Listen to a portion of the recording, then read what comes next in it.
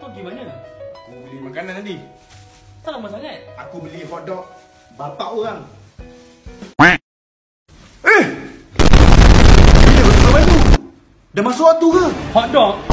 Kau tahu hotdog tu apa kan? Sedangkan kau nak pegang pun dah haram. Ni kau nak makan. Kau letak dalam mulut kau tak? Ha? Hotdog kan makanan. Takkan nak cakap anjing panas. Fikir loncatkan sikit lah. Otak letak kat lutut. Tak nak, tak apa. Aku ada roti john kat dalam kereta je. Siapa John? Dia Islam ke tak? Aku tak nak roti john, tak apa lah. Aku ada nasi goreng USA.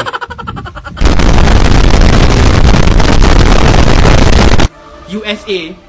Kita kat negara mana ni? Kau tahu tak apa USA tu? Nasi goreng udang sotong ayam lah. Ini semua agenda Yahudi, kau tahu tak? Ha?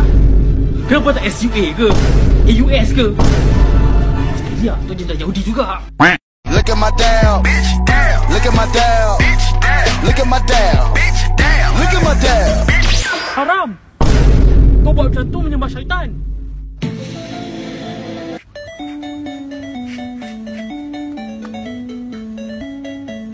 Dinosaur biru.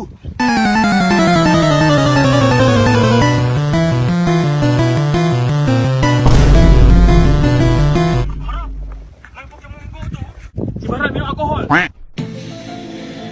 Haram! Ni haram, tu haram, semua ni haram. Haram! Haram! Haram! Haram! Haram!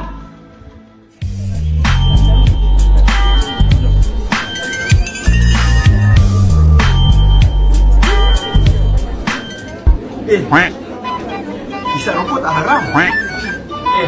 Mana haram? Rokok kan cukai. Kalau ada cukai kan tak haram lah. Dekat Malaysia kalau ada cukai. Weh, Ha? jom romen lah. Ha? Buat apa? Sekarang orang buat romen challenge tau. Diorang kata romen tu sedap tau.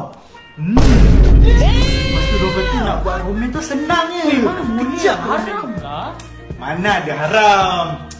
Halal lah tu. Tak apa, jangan risau lah. Aku tu buat romen jap, buat romen jap. Aku tunggu. Romen dah. Romen. Romen? Maksiat? What? Aku ajak makan romen. Bukan buat maksiat. Itu ramen kan?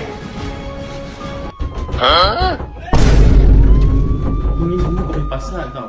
Aku tak buat apa-apa. Aku tak makan romen je. Aku tak nak romen. Kau tak cakap makan ramen. Aku nak call polis.